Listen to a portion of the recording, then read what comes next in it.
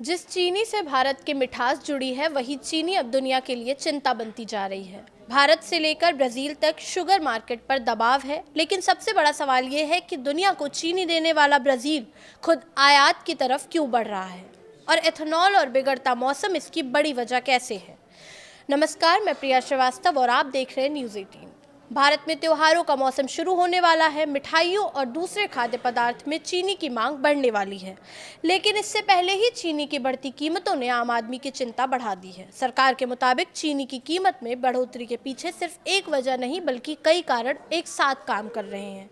घरेलू उत्पादन अनुमान से कम रहना, त्योहारी मांग बढ़ना, गन्ने की फसल पर बीमारी और मौसम का असर, वैश्विक स्तर पर सप्लाई में कमी और कुछ जगह पर जमाखोरी, सट्टेबाजी, इन सब ने चीनी बाजार पर दबाव बढ़ाया है। इस सीजन में भारत में चीनी का उत्पादन करीब 306 लाख मीट्रिक टन रहने का अनुमान है, जबकि गन्ना उत्पादक राज्यों का शुरुआती अनुमान करीब 343 लाख मीट्रिक टन था, यानी उत्पादन अनुमान से काफी नीचे रहने की आशंका है। गन्ने की फसल पर रेड रॉट और टॉप बोरर जैसी बीमारियों का असर पड़ा हुआ है।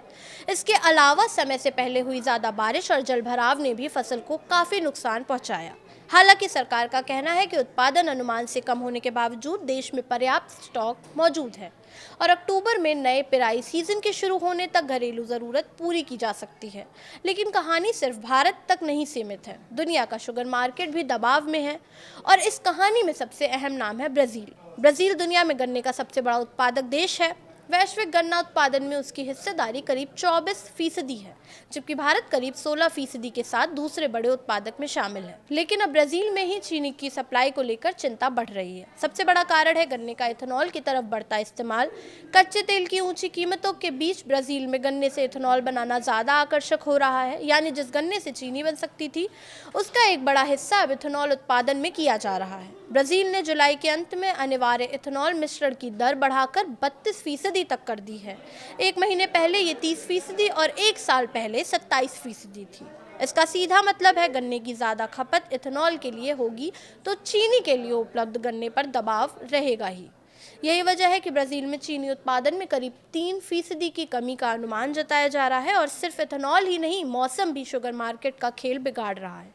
अल नीनो के असर से ब्राज़ील के मध्य और दक्षिणी हिस्सों में बारिश में देरी और तापमान बढ़ने से गन्ने की फसल प्रभावित हुई है। भारत और थाईलैंड जैसे दूसरे बड़े गन्ना उत्पादक क्षेत्र भी मौसम के जोखिम से जूझ रहे हैं। थाईलैंड दुनिया के कुल गन्ना उत्पादन में करीब 6% हिस्सेदारी रखता है।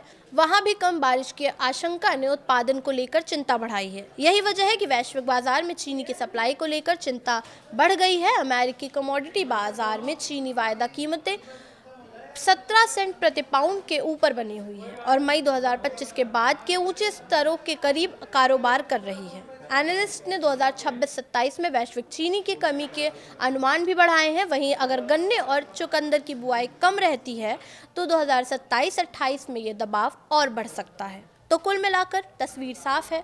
भारत में त्योहार से पहले मांग बढ़ रही है, उत्पादन अनुमान से नीचे है।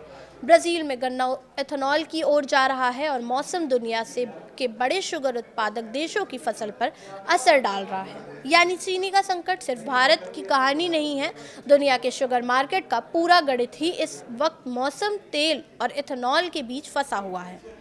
फिलहाल इस वीडियो में इतना ही। ऐसे ही और वीडियोस के लिए देखते रहिए न्यूज़ 18।